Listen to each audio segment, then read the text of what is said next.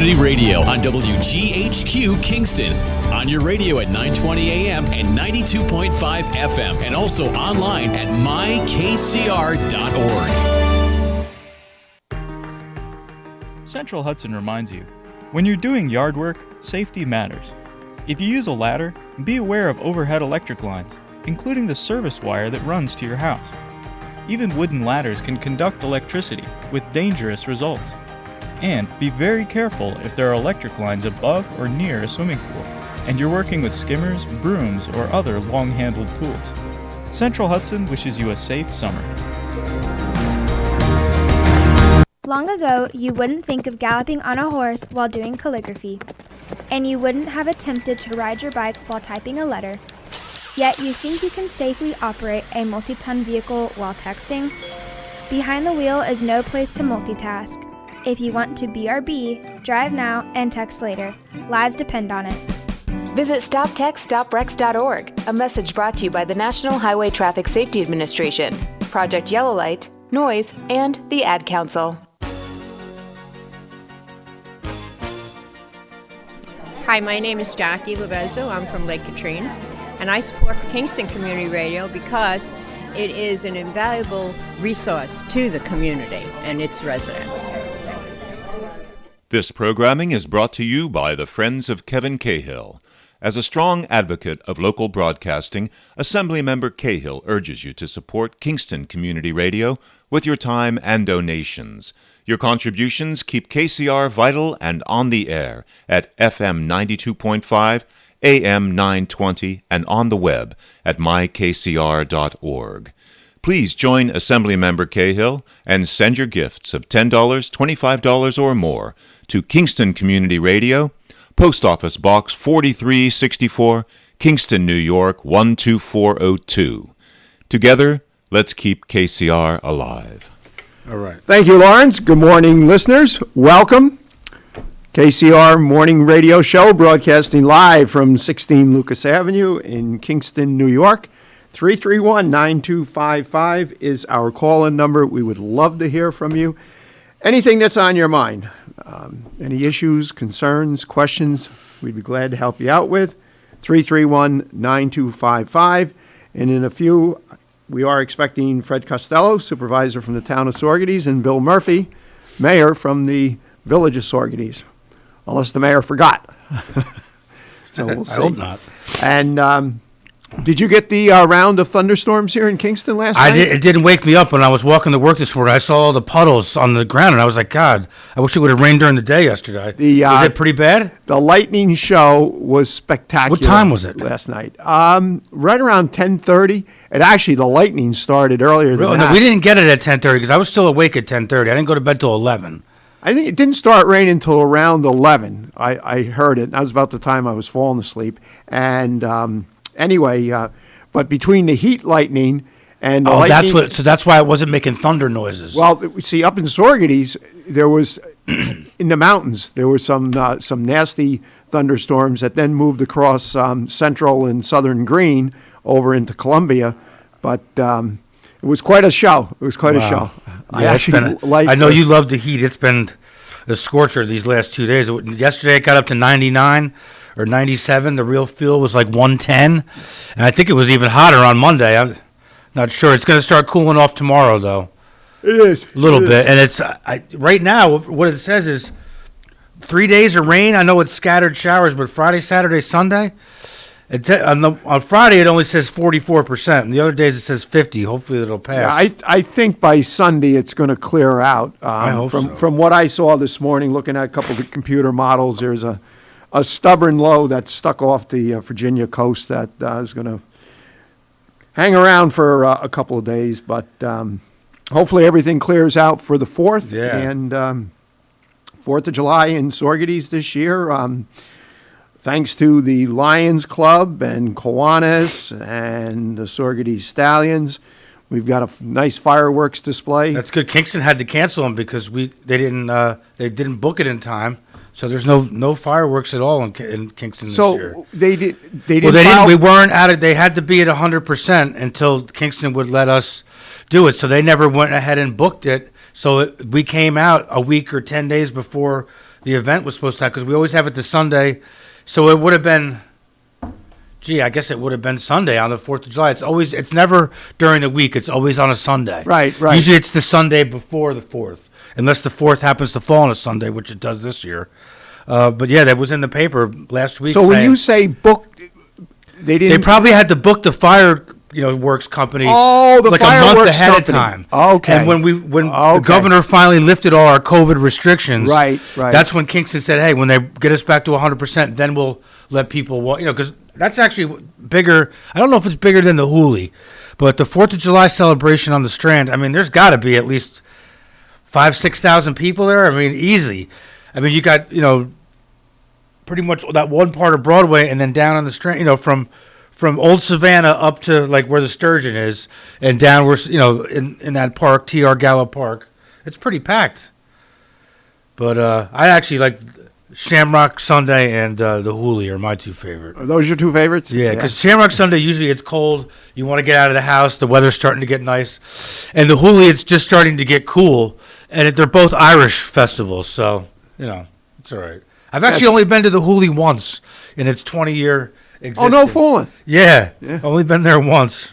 And that was I think 4 years ago. Was the We first generally go, unless we go up to Sagandaga, then obviously can't be two places at once. And the Italian-American festival. Oh, that one I go to. That's in October.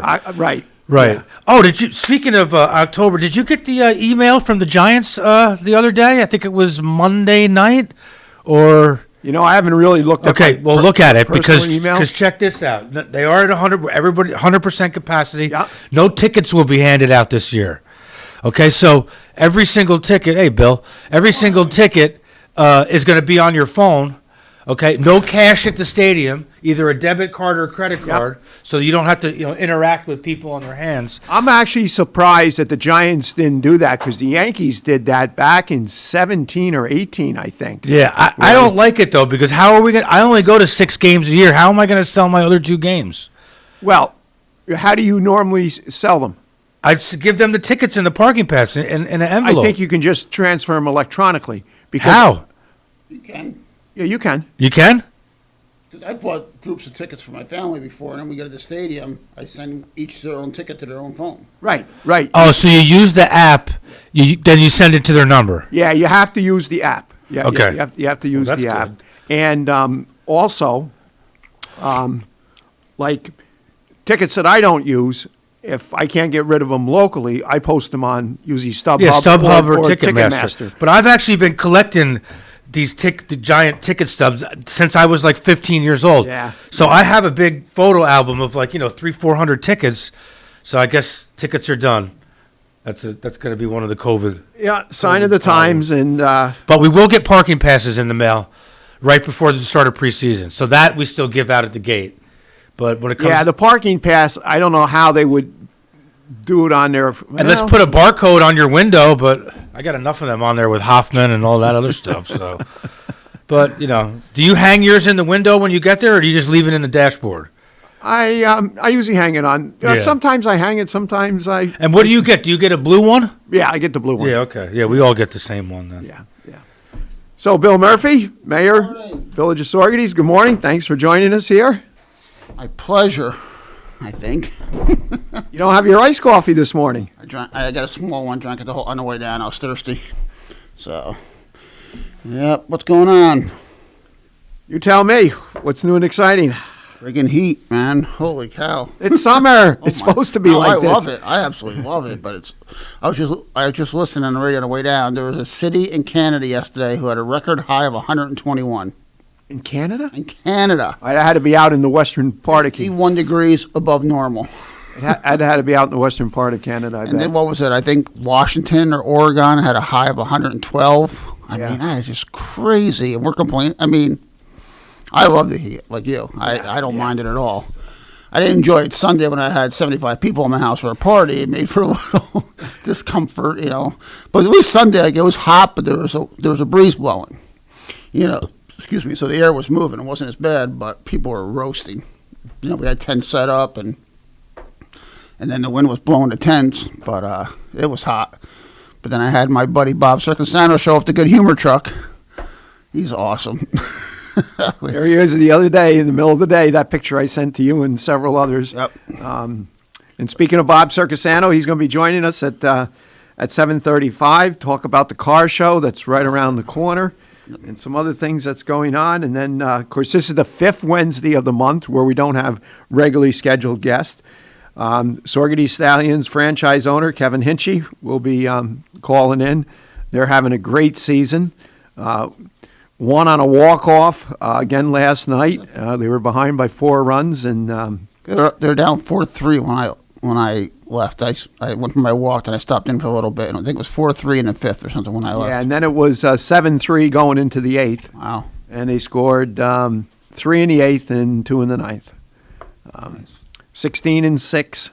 That's the record, huh? Wow, yeah. Good for them. Only a game or 2 behind Amsterdam, and doesn't seem possible. They played 22 games already. So. I know. It's like the season just started. It's a very condensed, compact schedule, and even the American Legion, their last home game is Sunday, the 4th of July. It's hard to keep track. Well, they also got a late start because with spring sports going later than normal. I understand the reasoning. When they started they had girls tennis and soccer. Starting March 1st, which was nearly impossible.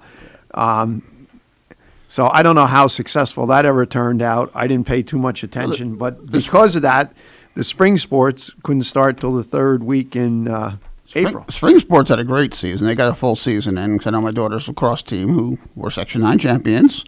They got their full season in, and baseball did as well. And but they couldn't start until the 3rd week in April. Right. And the games didn't start till the 1st of May. Yeah. But they played an aggressive schedule. I mean, lacrosse played 14 games. Okay. So, I mean... Where normally they're starting like in March, and they're starting... spring sports usually start about mid-April. So they...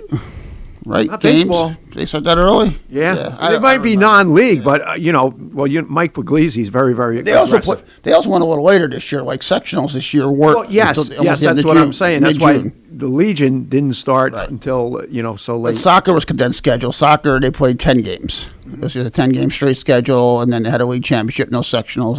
I don't believe they had sectionals in soccer. Or they may have, but, they did. But I don't think Saugerties, did they? I don't know if they qualified or not. I can't remember. Yeah, I'm not sure. But you know what? I mean, honestly, we just had it. I was with my daughter last night because last night thank you to John and Sarah Smith, who graciously donated. I called John 2 weeks ago. I said, John, how would you like to be a hero to the senior class? He's like, what? I said, could you donate the tent and the golf course so we could have a makeshift prom for the kids after graduation? He goes, without question. Hesitation. John goes, I'm in. I said, you guys don't need to do anything. My wife and some of her friends and teachers and they had it last night, and it was really neat. My daughter and her friend and Alex Morris. Alex took my daughter and her best friend, and they went and got all dressed up. And I think my wife said about 60 to 70 kids showed up. Someone donated, a DJ donated his time. Nice. Many local businesses donated to it to supply money for pizza and drinks. Stewart's donated all the ice cream for an ice cream bar. Wow. Johnny put out the dance floor for the kids, and it was 7 to 10. And they had my wife, and then a couple of parents came with good cameras and did pictures of all pictures of the kids, and it really turned out nice. So over the last couple of weeks, they got their full blown graduation, they got their parade, they got their makeshift prom. It was nice to see these kids get some normalcy the last month or two. It made a big difference because they lost a year and a half. Sure they did. Yeah. And you could see it on the kids' faces. They were just happy to be together again. And that parade we pulled off Friday night, that was tremendous, the parade. And even though you lied to me at the fireworks, I knew you were lying. Because I could tell. There was fireworks? Because I could tell you were lying. Because when I text you, if there weren't going to be fireworks, you would have given me a better explanation to say, nope, it didn't work out. And I said, I showed it to Danny, because Danny goes, can you text Greg, see if there's going to be fireworks or not? I text him, I said, he says no, but I said, I guarantee you he's lying. I said, you wait and see. And she's like, how do you know that? I said, I just know Greg too well. I said, if there weren't really fireworks, he would give me a long explanation of what happened. But instead it was like I was busy. I couldn't. Yeah, but so who was responsible for the fireworks? Was it you, Fred Costello, that just walked into the studio? Good morning. Good morning, everybody. Listen, that parade, The parade was great. was awesome. I heard there was a lot of people on the streets. When we came, like Washington Avenue was pretty crowded all the way down. It was great to see the way the residents came out. And then you made the turn from Russell Street onto Partition, and there was like 10 deep at Stella's. And That's what I heard. And they were just going crazy, and that went right up to Maribella's. Like that whole section was just packed. And then more people on the street, and then you made the corner by the Exchange, and the Exchange porch was like 4th of July. It was like 10 deep, people hanging off the wall, screaming for the kids. Wow. And the Cells had a nice little crowd at their house, a few other spots on Market Street. The kids were stoked. It was fun. It was really fun. Good. It was a great night for the community, I thought, and it's nice to see all the businesses get their patrons out to support at Main Street. Dutch, they all had people out front supporting them. And the kids, my daughter's sitting on the roof of the car through the sunroof, like a lot of kids were. And the fire, I think we had, 8 fire trucks? That was a lot of fire trucks showed up. It was at least 8. Yeah, 8 or 10. Yeah. And I got to can't forget about, we got to thank once again Kevin Hartrum with American Fireworks. He donated the fireworks, donated his services. And after the fireworks were over with, because we shot him in left field on Cantine, I could tell. He raked up the debris. It was the kids. I was in the bus circle with our car while all the kids were parked. That's where they all parked their car for the parade. And when the fireworks started to go off, the kids just started screaming. They were just like, they were really excited about it. And it was unfortunate. It wasn't quite dark yet, but you had to do with them because we were taking off for the parade. So, that's all. Right. And then I didn't realize it. I didn't find out until Randy Ricks told me about 7 o'clock or so that when I got there, that they were coming out the bus circle. I thought they were coming, but as it turned out, it was even better because we cued the fireworks when they just passed the tennis court. There's that large opening where we've lost, 4 or 5 trees over the years. And then I had thought about, was there a way, but as they're coming up Market Street, it would have been darker. But it was perfect. It was perfect. We came back to the field. I think had to be about 100. How many people do you think drove back into the complex? Majority of them did. A majority of them came through, and there was about 100 teachers lined up right there by Little League concession stand, and the teachers all cheered them on. Like that was the word that went out to all the teachers in the schools. So there was probably about 100 people at Cantine lined up right in that turn onto Pavilion Drive.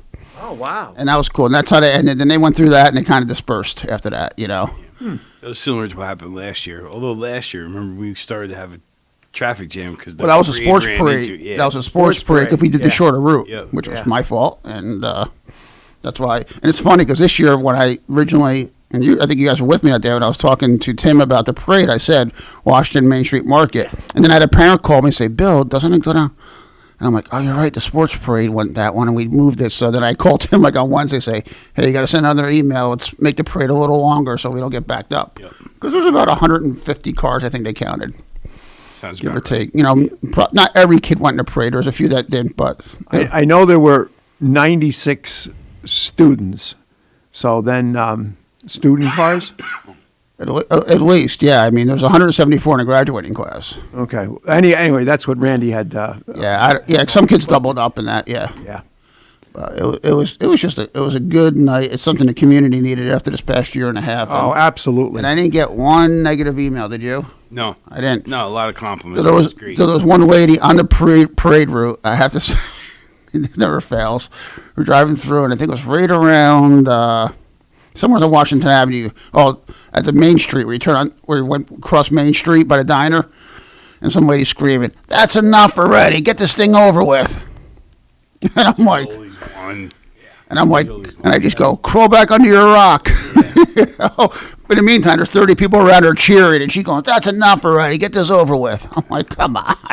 Some people just find clouds on sunny days. That was another thing too. All the seniors in the senior building came out in their balcony. That was really cool. Yeah, that was cool too. Yeah, It was awesome. I had goosebumps when it was over with, man. I was so happy for the kids and just for them to have a night like that. And the graduation, I mean, what the school pulled off for the graduation was phenomenal. Obviously, you weren't there because you're at the field.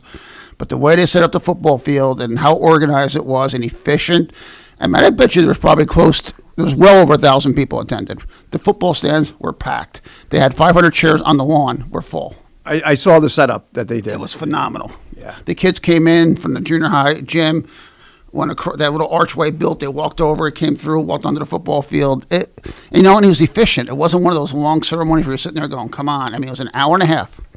We started probably 6:30, 6:45, and we were done by 8.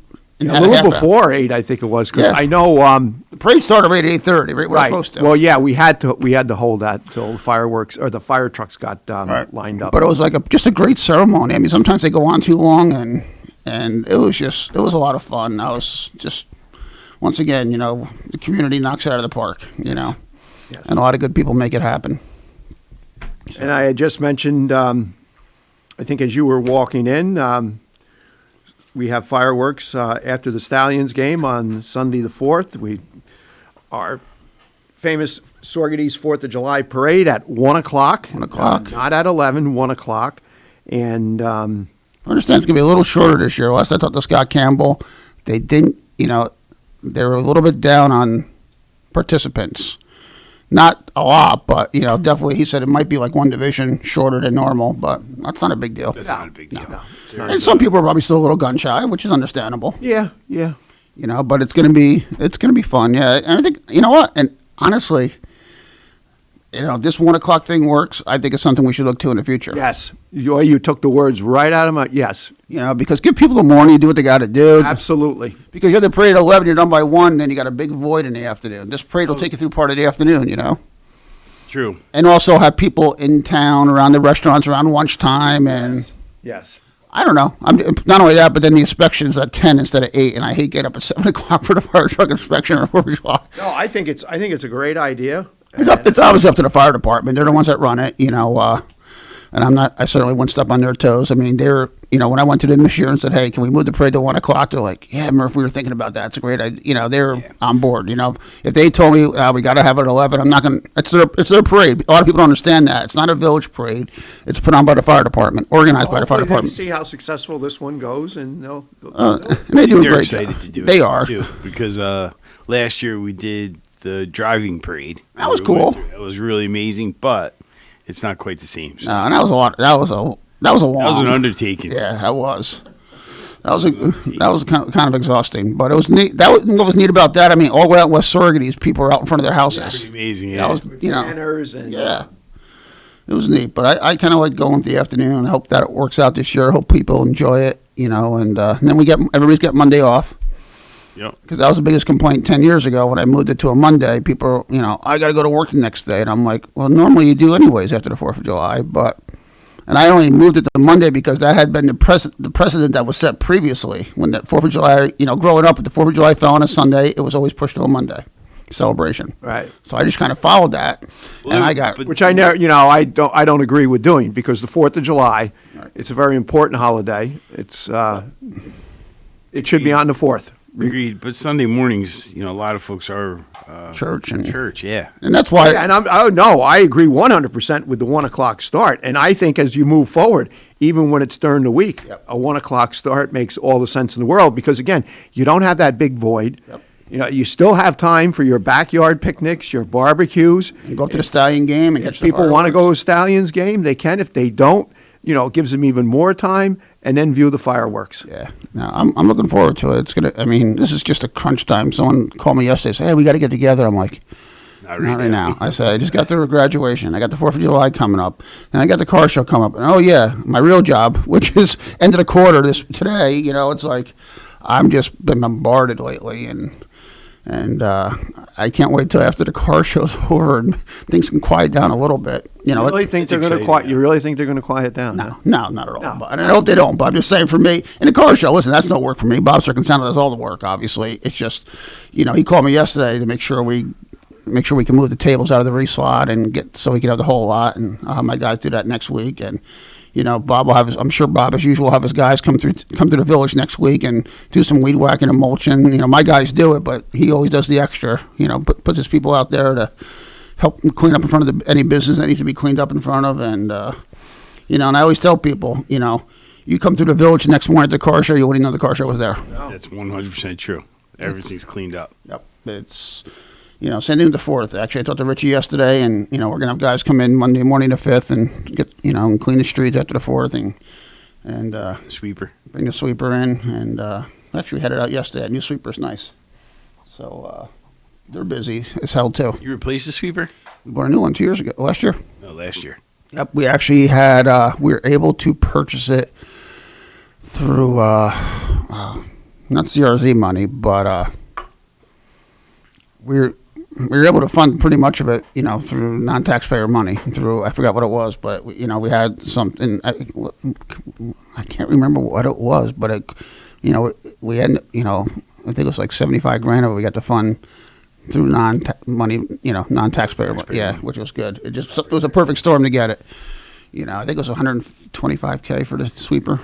They're expensive. Now, that was new you bought? Brand new. Well, the other one was 20-plus years old. We're putting $3,000 or $4,000 in it a year easily. At that point, it doesn't make any sense. No, it was just, and this new one's automated, like it's only one system as opposed to two separate systems. Like, well, we had that. We had two separate motors, two mechanical systems, two transmissions. This is all one system. All one. Yeah. No, it makes all the sense in the world. Yeah, especially in a village. Street sweeper is important. That's one people like seeing out. They like seeing their streets swept, and so it's important that we can always continue to provide that service in the village. And usually Tuesday mornings are route. They're out every Tuesday morning. They come in at 6 and hit the business district. Yeah, everybody thinks their street should be first. Of course. My street's always last, but that's okay. I'm a cul-de-sac, so I usually got to remind them, say, hey, don't forget about my street. But they work hard. They get a lot done, and they've been doing a lot of sidewalk work, a lot of tree removal work, and they've been busy. They work the summer shift now. They come in at 6 and work till 2. And better beat the heat a little bit. Beat the heat, though. We got in trouble last week when they were cutting down a tree on Elm Street, and they started at 6:30 in the morning. The chainsaw and the chipper. And the poor gentleman who went on Facebook, who really didn't complain about it, he's somebody I know, I don't mention his name, but he kind of put something out there saying, hey, isn't the village ordinance 7 o'clock? And he got ripped on Facebook by people, like saying, well, you should be glad your taxpayer money's going to work. And he's like, and I even called him that night. He was so happy I called. I said, listen, I get what your point, and your point was right. Our law is 7 o'clock. If you were out at 7 o'clock with a chainsaw, someone could complain about you. I said, he's like, Murph, I didn't mean to start it. I said, listen, that's why you don't do Facebook. Right, exactly. And he was happy I called him, and my guys went over and apologized to him the next day. And, again, my guy, I explained to my guys, started at 6 during the summer and tried to beat the heat. And, they were trying to do the right thing. And, but it happens. It's, but I felt bad. I mean, and people that were arguing about it made good points, but I'm like, you don't need to rip this guy apart. He wasn't being nasty about it. He was just saying, hey, I thought the village ordinance was 7 o'clock. And, that was a big ass tree on Elm Street, too. Trees can be dangerous. That's a lot of trees. That's an interesting pushback. Usually when we cut a tree down, we get pushback that people are mad that we're cutting it down, even when they're we get sick. that, too. Yeah, we get that, too. I mean, but we have the tree commission, which does a lot. And they're amazing. Sometimes we argue over a tree that I think should come down. They say shouldn't, but I try to explain to them. Ultimately, it's the village liability. So even if the tree is not maybe dead, but it's causing an issue, sidewalks, blah blah, different things. Like we just redid a bunch of sidewalks on Bennett Avenue because the trees were uprooting them. And it can't just be trees' health is important, but it's also you got to factor in liability. A lot of these older trees, especially soft. They'll have a good amount of foliage. They look healthy, and the entire insides of them are hollowed out. And we dropped a couple of older trees in the last couple of years. It was just unbelievable. You could almost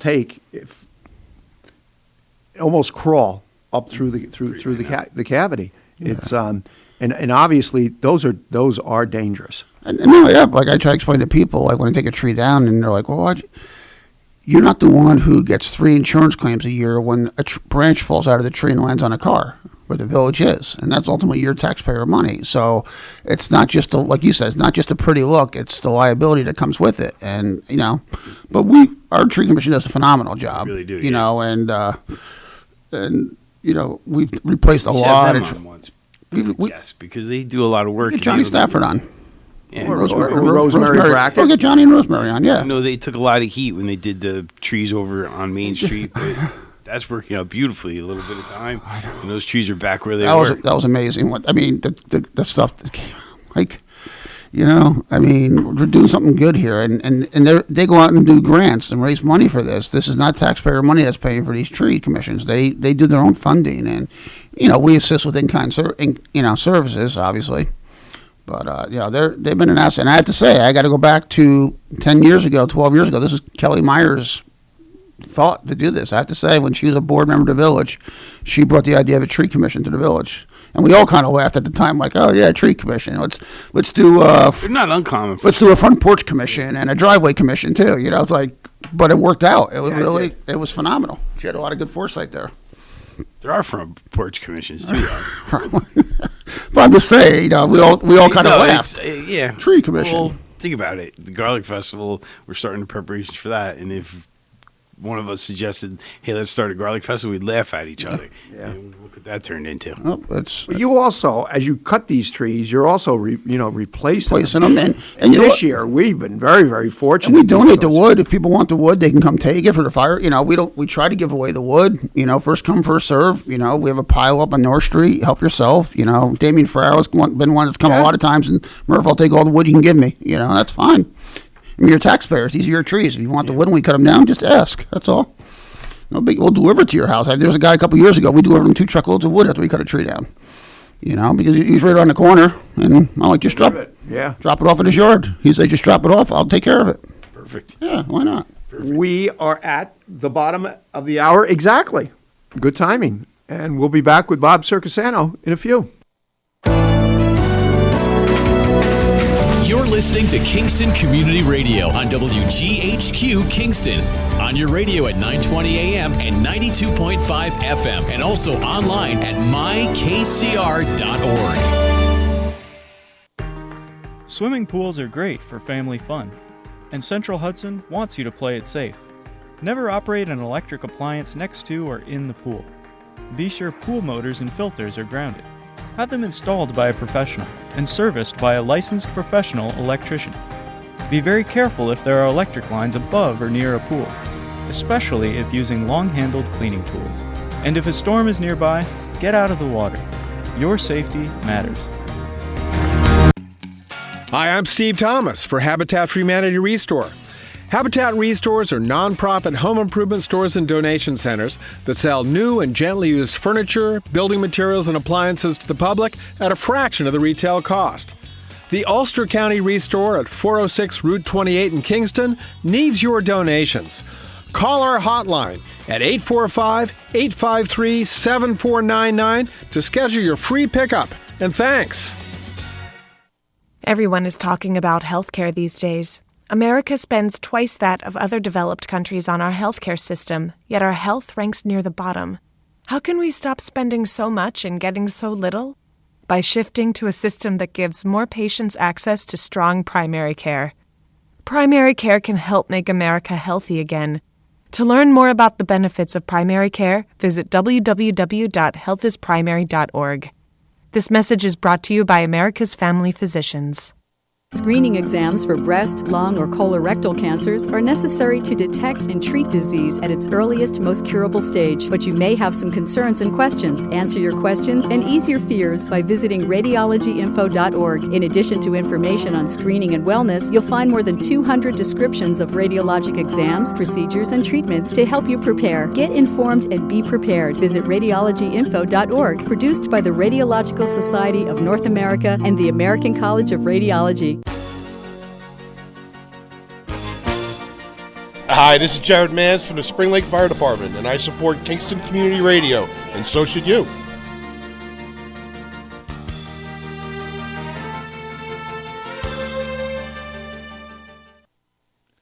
This portion of Kingston Community Radio has been brought to you by the First Savings Bank in Ulster County that still remains local to this day. Ulster Savings Bank, a community bank that's invested in local business, invested in community, invested in you. Ulster Savings Bank, your one-stop resource for everything local. Locations throughout the Hudson Valley and online at ulstersavings.com. Member FDIC. Thank you, Lawrence, and welcome back, listeners who have been with us the first half hour. Those just joining us, 331-9255 is our call-in number. Got Fred Costello, Supervisor of Town of Saugerties, in the studio, and William Murphy, Mayor of the Village of Saugerties, and momentarily we are expecting Bob Siracusano, and I believe we have Bob Siracusano. Good morning, Mr. Saugerties. Good morning, guys. How you doing? He's also the good humor man of Saugerties. Well, he has about a dozen. No, excuse me. He's got a lot of about titles. 100 titles. Yeah. Good morning, Bob. So, how you guys doing? Doing great. Welcome. You've actually. Do you want to talk about the good humor truck? You've really done a lot of good work with that, especially at the end of the school year. I think you went to every elementary school, didn't you? Yeah, we sure did. We even did the homeschool kids. That's when you see me, Craig. It was about 15 kids that had their little annual event, their last day of school. So they called me up, and why not? I was over there. I got dressed and probably only hand out 15, 20 ice creams. But, they were they loved it. They loved it. And I love doing it. I get more out of it than they do. I really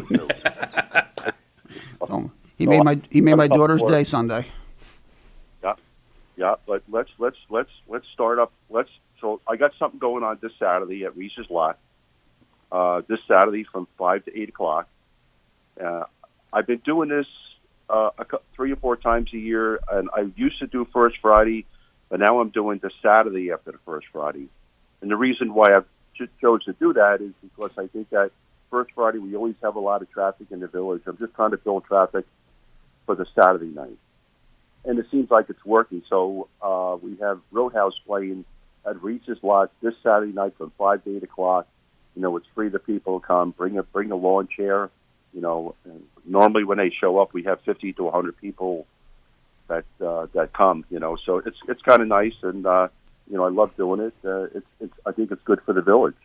And then car show's right around the corner, July 10th. July 10th, people don't realize it's a big day for Saugerties. There's a lot of things going on. You got Hope Rocks Rumble, and you got Tour to Hope that he's got that bicycle event, and then right after that, there's a band playing on Reese's Lot, I believe from like 12 to 2 or something like that, called Julie and the Cruise Director. So, and again, it's all free for people. And then I have my kickoff party. Frank Reese, his Hot Rod Band, and also another band that Steve Thornton plays in will be playing at Reese's Lot on the 10th. They'll be playing from 2:30 to 5. Again, just a little fundraiser they do to support the car show and my foundation. And then, that night, all three of you guys are all invited to my VIP event at Diamond Mills, which I'm happy to say I'm having it down there this year. We're going to have approximately 200 people. I got some entertainment coming. It's going to be real nice. And then we all get up early in the morning and start pounding away at the car show. This year, as you know, it's my 17th year. Imagine that. It would have been 18. We couldn't do it last year, but 17 years of just good weather, a lot of cars. I'm happy to say that, in my 17 years, we gave away over $400,000 to charity. Wow. Amazing. But it's nice. Yeah, it's with really... that, we have eight bands this year playing. And I got some good stuff coming too. I got Soul City playing on the main stage. I got Lights Out, which is a Jersey Boys guys that are playing their show. It's a 90-minute show. It starts at the main stage at 2:30 and it goes right to 4 o'clock. I got Cherished Memories. Those are those four people who walk around to different restaurants, go inside, sing on the corners, and they really love it. The best part of it, all these guys, they just love coming. They want to be part of it. Please count me in next year. And right on to Roadhouse playing at the Exchange, and Greyhounds, they're playing by Stewart's. And by the way, at Stewart's, we got of course, we're going to be giving away free ice cream, and also we're going to have a display of electric cars at Stewart's, which is, we've never done that before. gentleman came to me on the display him. I says, "Yeah, and so, but that should be exciting." And then I'm sure you guys remember Daryl McGill and the Smoothies. Yep. Well, he's with Daryl McGill and Sass and Brass. They're going to be playing down by Petition, and that's a 9-piece orchestra. So that's going to be something else. And then Kevin Brady, Test Pilot Charlie, will be playing by Mirabella's. You know, in that cubbyhole of Mirabella's between Mirabella's and Petition. You know, got motorcycles going down Petition on Petition. The restaurant and bar down there. There'll be motorcycles down there. You know, I got people coming. I think I got 25 rooms booked at the hotels locally. I got people coming from Massachusetts. I got people coming from Connecticut. I got people coming from Pennsylvania, Maryland. It's going to be crazy. You know, right now Main Street is full. The Petition Street, of course, that's full. We do have some slots open by the movie house, by the Orpheum Theater, and that will take us right to the diner.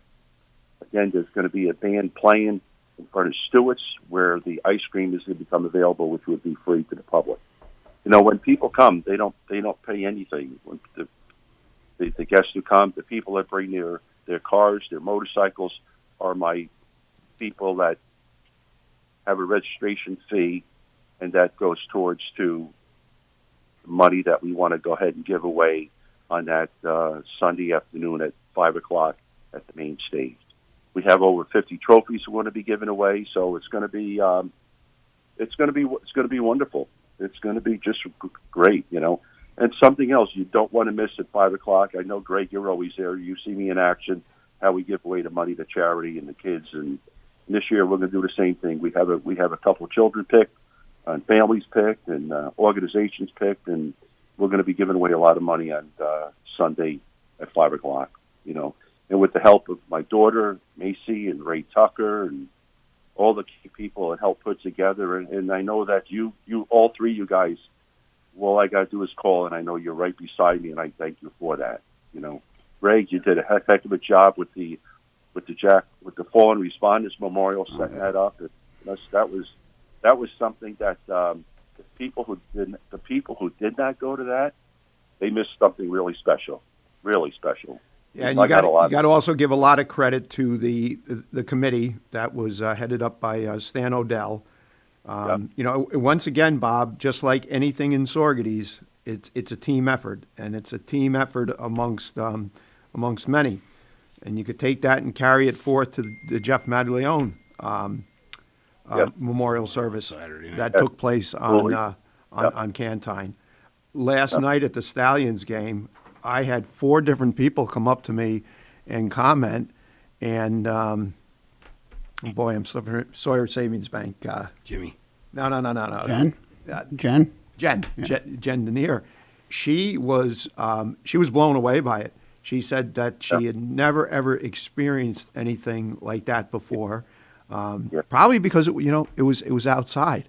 But you take the Jack Rose, you take this here, you take your car show, you stop and think of the team effort that goes into it.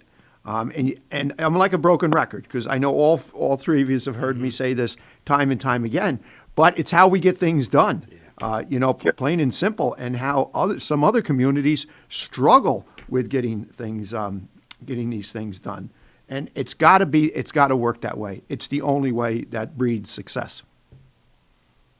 And also, I think that with all the stuff that goes on in our community, that when there is an opportunity for somebody maybe new, they want to get involved. You know, we're kind of like leading the area, leading the county in things, how they're being done, and getting people to make a difference in our community. How we get more volunteers, we get more this, because they all see the value in it. Everybody wants to do something.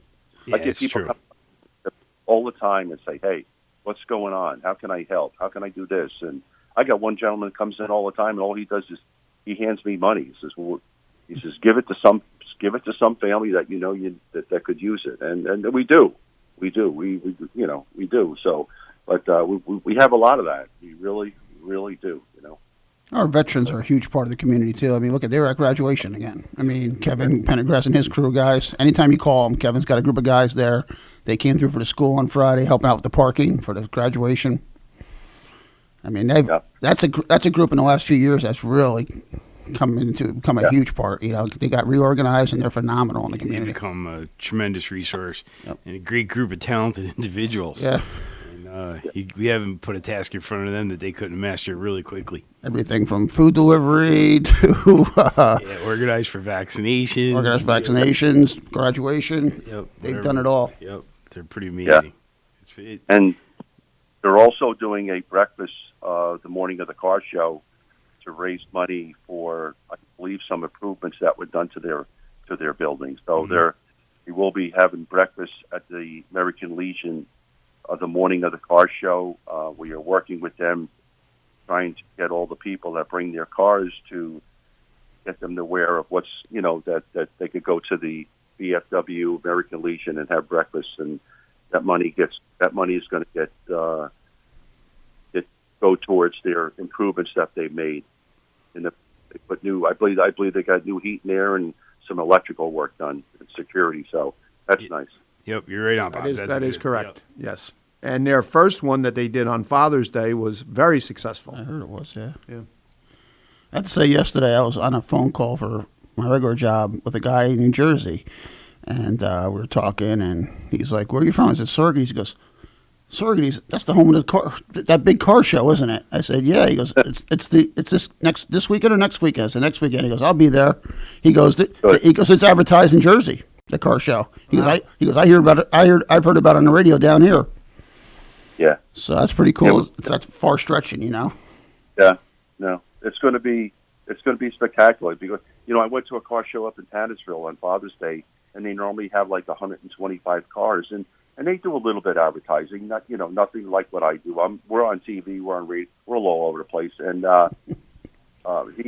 they had over 227 cars, and I'm walking through there handing brochures out for mine, and everybody's telling me all we want to do is get out. We haven't been to a car show in a year and a half. Yep. Now we got to club, So that's the bottom line, and I think that it's going to be a lot of people are going to come to the village, and one of the biggest things that I'm always working on. I just want all the restaurants and to have the best day of the year is the car show. I think they usually do. Yeah.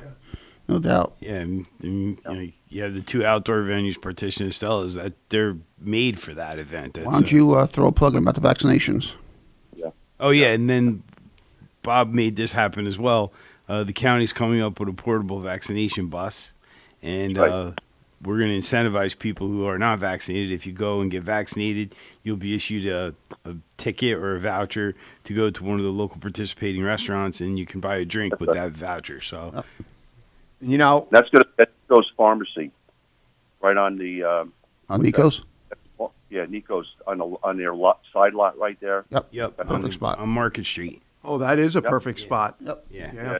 So, right across from the main stage, and all stages will be announcing that if you did not receive your shot, you could do it today, and go right over to Nico's, and they'll let me use the lot, and I thank them for that. And I'm gonna make the calls today, Bob, to confirm the participating restaurants. So I can convey that to you or convey it to whoever. An email so everybody knows. Yeah, I'll send that out. I'm just gonna get with Janine today, and I think we get about 5 or 6 of them participate. Good. Yeah, and if you're on the fence about getting vaccinated, the recent news is more motivation to do so. The Delta variant that came out of India, there was a recorded case in Ulster County. I bet you we get Sparkles vaccinated with a free drink. Yeah, probably. Monday night on Nightly News, front page of the Freeman this morning, nearly all COVID deaths among unvaccinated. Unvaccinated, correct. And that just doesn't throw Speaks more loudly. weight and justification for getting vaccinated. I don't know what the hell will. Yeah. Oh well, I don't know if I know anybody that didn't get their shot yet. Ulster County. Well, I do. I know a couple I know a few, too. and I mean, I'm not, I won't argue with them about it. It's their choice, but I just don't understand it. Yeah. But So you got a lot of sponsors again this year. Oh, we got a lot of we picked up a couple more, and that's the bottom line right there. If I didn't have those sponsors, I could never be. I spent $80,000 to put the show on, and then some.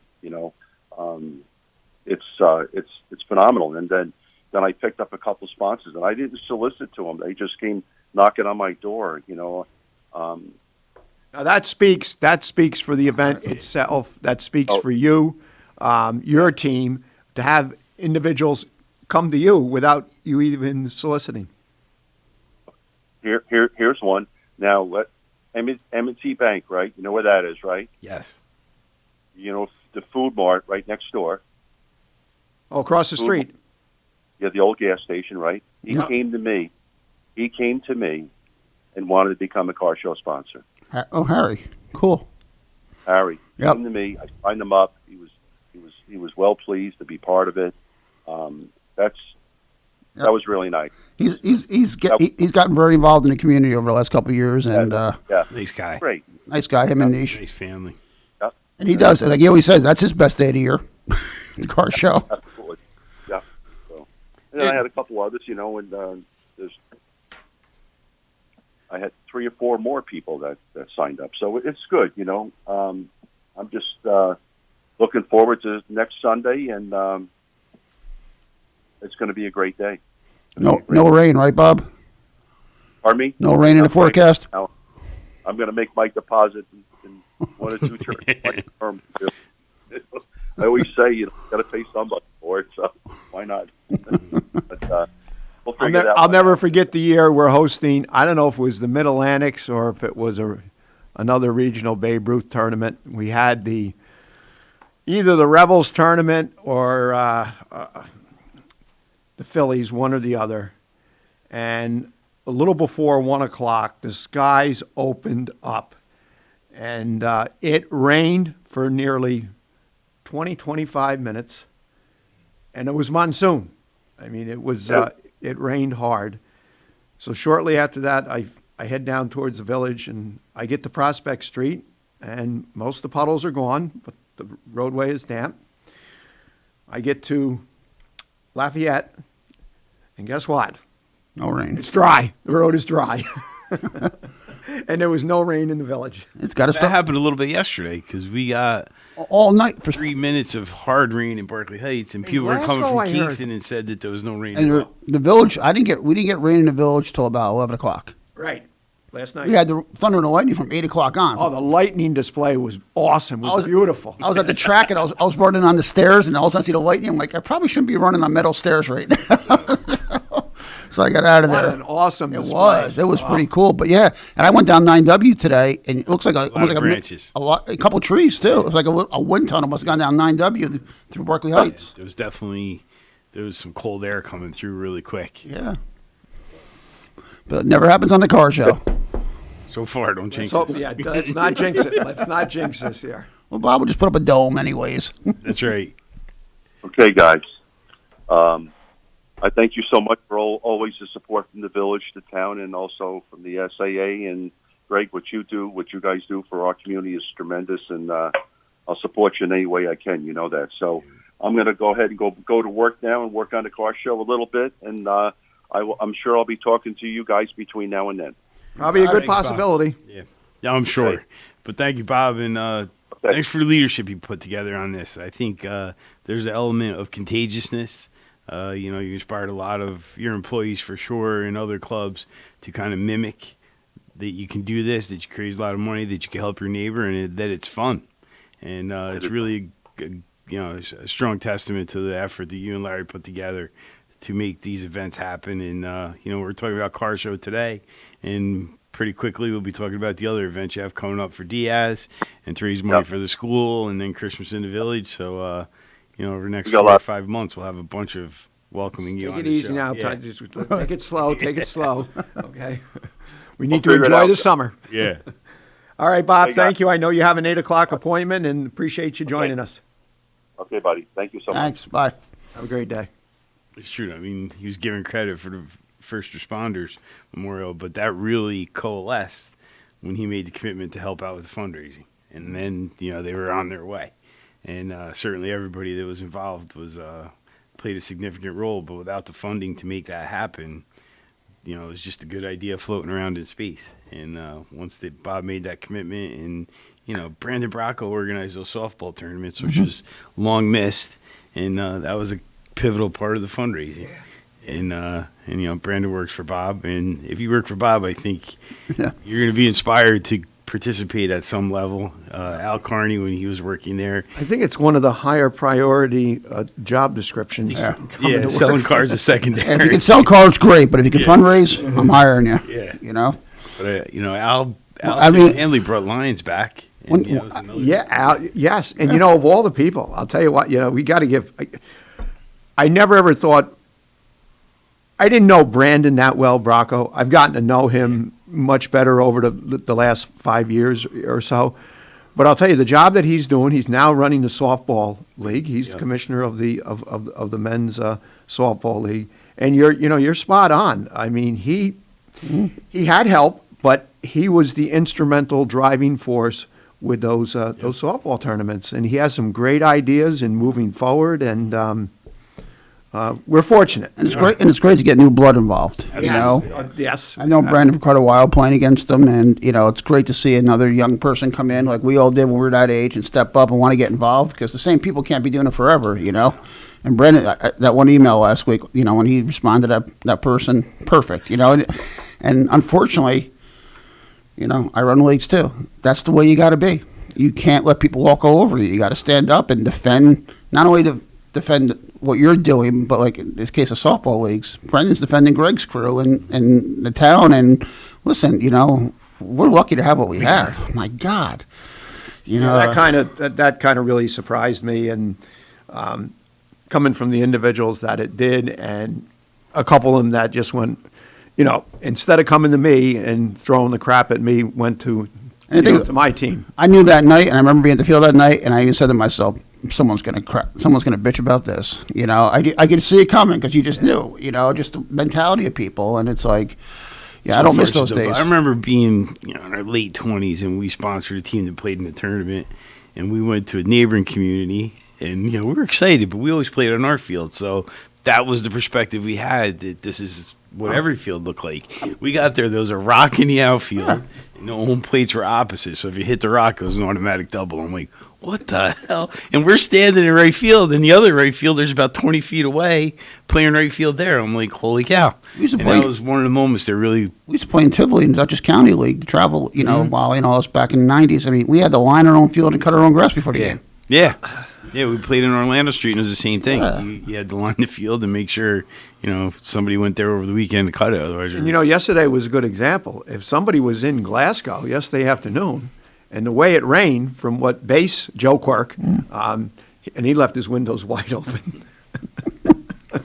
And what he when he got there last evening, late yesterday afternoon, how hard that it rained in Glasgow. And it didn't do anything in Saugerties. Well, that day there, it was just the opposite.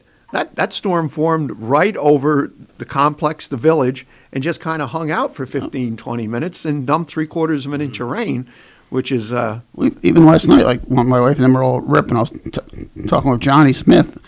It was rain just above Palmville. There was rain to the east of Palmville, but thank God it didn't rain in Palmville last night. And Palmville usually always gets the rainstorms. And I'll tell you what, it was just north of Palmville. Yeah, that's what Johnny said, yeah. Arrow was getting dumped up. Well, I think a lot of lightning we saw was coming across the river last night. It looked like it was on across the river and then also to the north, because I've got the lightning tracker. And actually, on our side of the river, believe it or not, the closest lightning strike, cloud to ground, was 23 miles. And then across the river... It goes right outside my bedroom window. Well, yeah, later on. Yeah. But, I mean, during the Stallions game. Yeah. And then across the river, it was 17 miles. So it wasn't in that 15-mile, kind of... What picks up the lightning strike? Is it Doppler? Because it's pretty accurate where the lightning strikes hit. I just wonder what the technology is the reports where it hit. Again, I've got this this app that I got several years ago, going to national and sitting radar scope. This was developed by a meteorologist at Oklahoma State.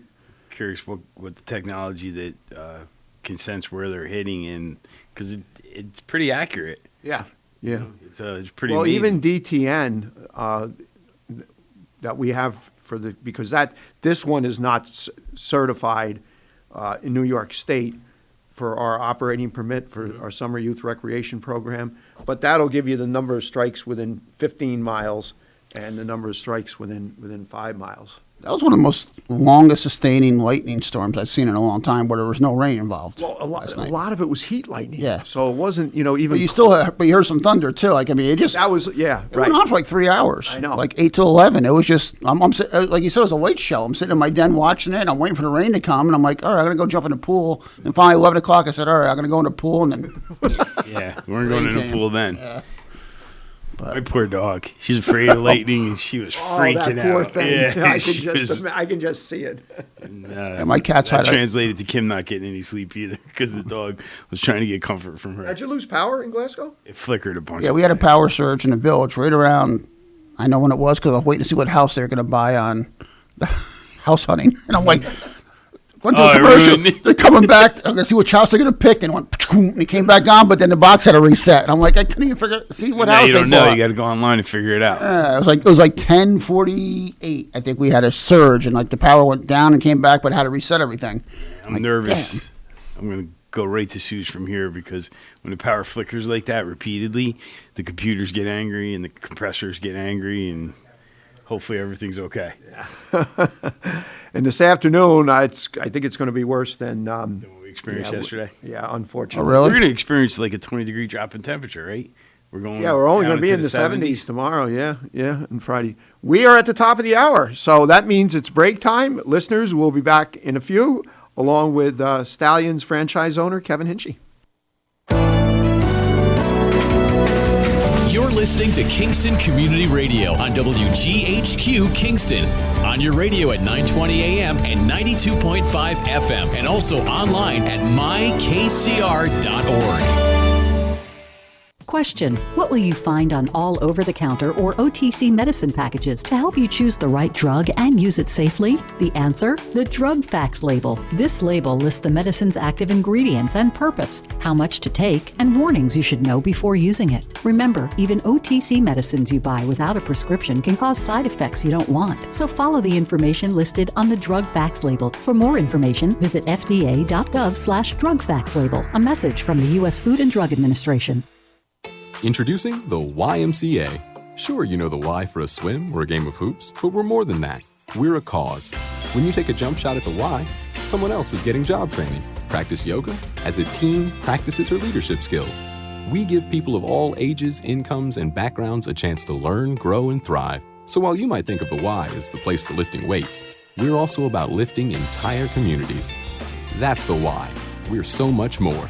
Visit ymca.net/more. At St. Jude Children's Research Hospital, we're fighting against childhood cancer every day. At the heart of this battle are our donors.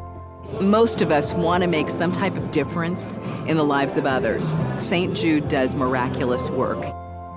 The fact that no one has to pay, it's a place where everyone is treated as an equal.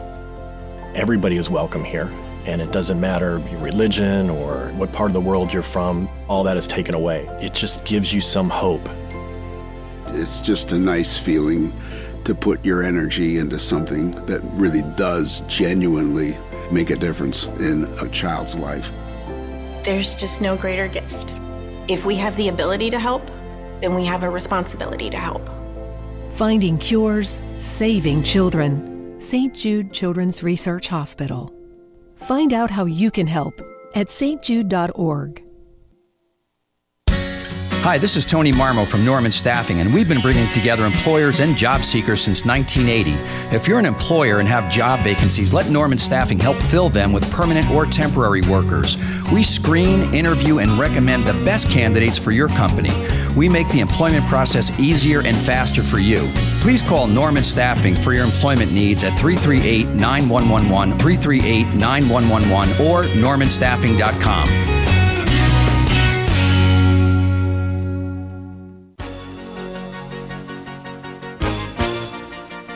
Hi, this is Jim Quigley, supervisor of the town of Ulster, and I support Kingston Community Radio, and so should you.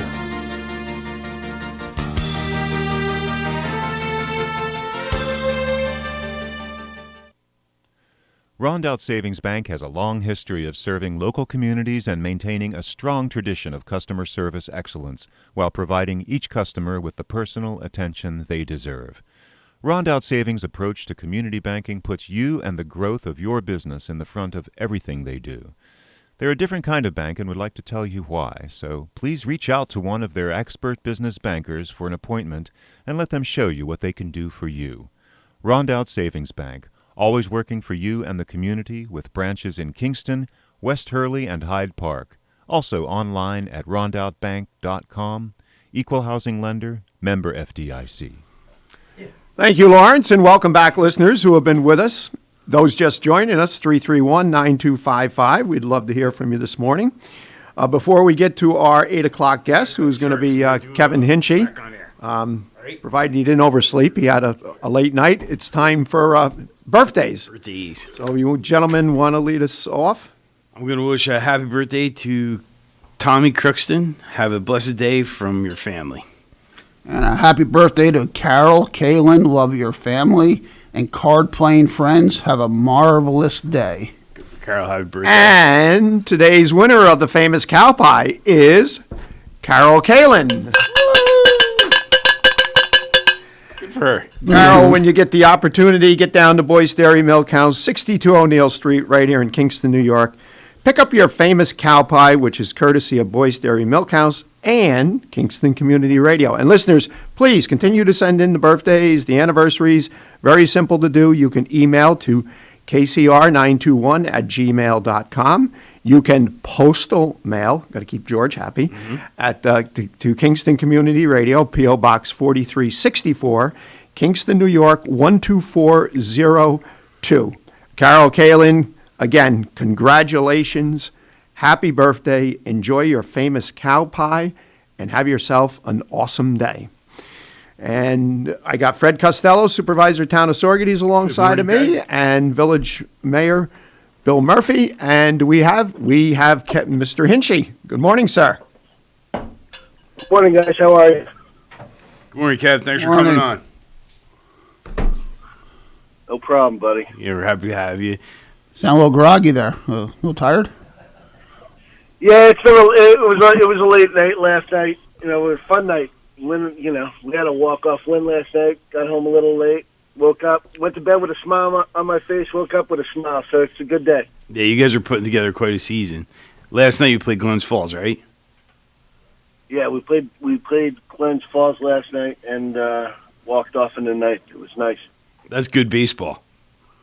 Down by 4 runs going into the 8th inning, 3 in the 8th and 2 in the 9th. And boy, that dugout, that was a one stampede herd going towards that player that got that walk-off hit.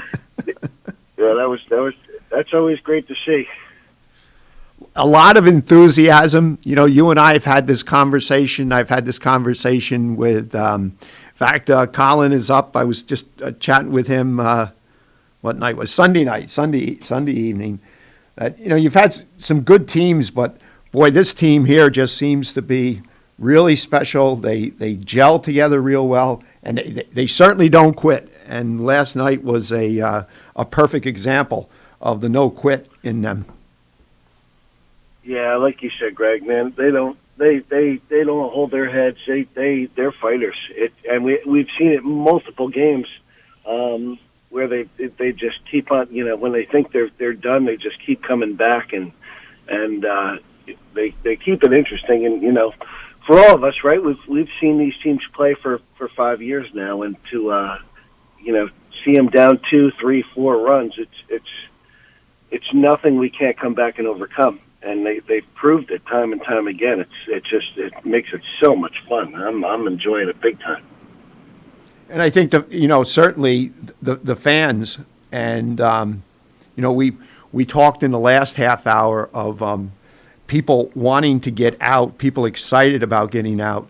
The crowds that you've been drawn, and even prior to last week, on weeknights when there was school the following day, the crowds were exceptional. Yeah, it's we all love it. We're back to some sort of normalcy. It's good to see everybody, unmasked and shaking hands and hugging and doing what we do. It's such a relief. It's so good for everybody. But yeah, no, the crowds have been fantastic. The support is unbelievable. Everybody missed it, and they're coming out in droves, and we have some really good things planned, and, for future games from here out. And it's a really unbelievable summer atmosphere. Last night it was so hot, and it was so nice, right? I mean, you and I talk about it. I'd rather be hot than cold any day.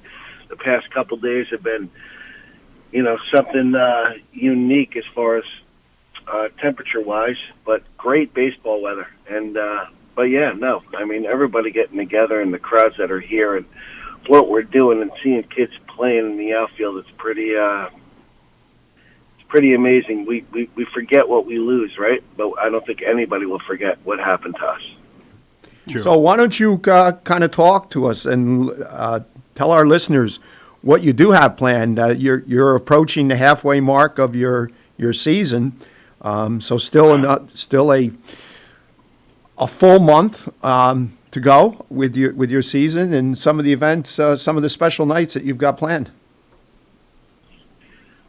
Yeah, well, I mean, we have what are we? We're 16-6, so we're 22 games in. We still have another 28 games left in our season. Some of our home games, obviously we have the 4th of July, which is always an incredible time for our community. So that we have a home game against our rival Amsterdam, which should be pretty unique, and also, it will be a battle for first place in our division and in the overall league. So that's going to be a very big game.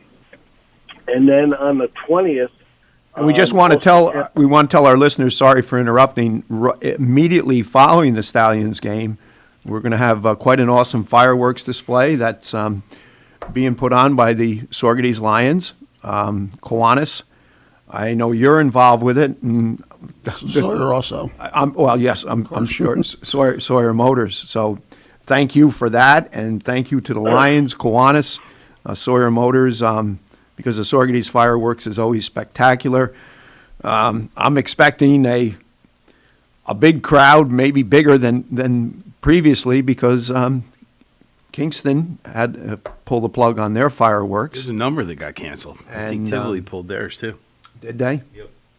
So our PD is actually anticipating what you just suggested, a larger than normal crowd, and we've reached out to our partners in the sheriff's office in the state to make sure that we can handle the traffic and that everybody's safe. So it's too bad with Kingston, because from what Lawrence was telling me off the air prior to 7 o'clock, they never booked with the firework company, where I can remember having a conversation with Al saying, go ahead and book with them, and then if you can't have it, it's out of your control, then pull the plug. So fortunately, we have American fireworks, and should be for an awesome display. So go ahead there. I'm sorry, I just wanted to interject that for the 4th of July and make our listeners aware about the fireworks. No, that's great. I'm looking forward to the 4th of July as everybody else is. I know Bill, Mayor Murphy was talking about a 1 o'clock start for our parade this year, which is going to be great because our game starts at 7 o'clock. So, I don't know if Legion's playing or not, but then, we can have some BP and have people just go right from the parade right over the canton and start seeing what we have going on. So that would be the 4th of July. And then we have something unique this year, July 20th, which is First Responders Game, which was brought to my attention by County Executive Pat Ryan, and he's putting together with his group a First Responders Day along with Chief Joe Sinagra and Everett Erickson from the county. They're putting together a First Responders Day, and we have major sponsors coming out, which are donating money and food, and I know Chief Sinagra has a tractor trailer full of toys in which every child will receive one. So this is going to be something special. It's going to be a very emotional day for those that have helped us get through this, awful year. But it's going to be a really great celebration, and just saying thanks to those in our immediate community that has helped us. So, and then the 29th, we will also have a huge fireworks display for the end of our season. And the way these guys are playing right now and the start of our playoffs. And just prior to that, Greg, I believe it's the 24th, in which will be our last night before the New York State Legion tournament, which is the first time it's held at Canton, right? That's the 24th of July, Greg? Yeah, first time in this part of the state. They've traditionally been out in Buffalo, Syracuse. The closest they've been to the eastern part of the state has been Utica. The organizers, the chair of the New York State American Legion, Bruce Mayfield, is very, very excited about coming. He's from Buffalo, and it should be really some competitive baseball. I know what you've lined up with the Legion folks of having all the players come out, and that's been tremendous. Where you've had the senior class recognition game. Last night you had Kingston Catholic Schools moving up. You had Saugerties Central Schools moving up. And to see all those kids that have come out for that has truly been pretty cool. Special. Yeah. And likewise with these teams that, I'm not sure if they're going to be in their respective uniforms or not, because obviously they're having a barbecue picnic at the large pavilion first, and then around 6:45 or so we'll parade out through the center field fence and on the canteen.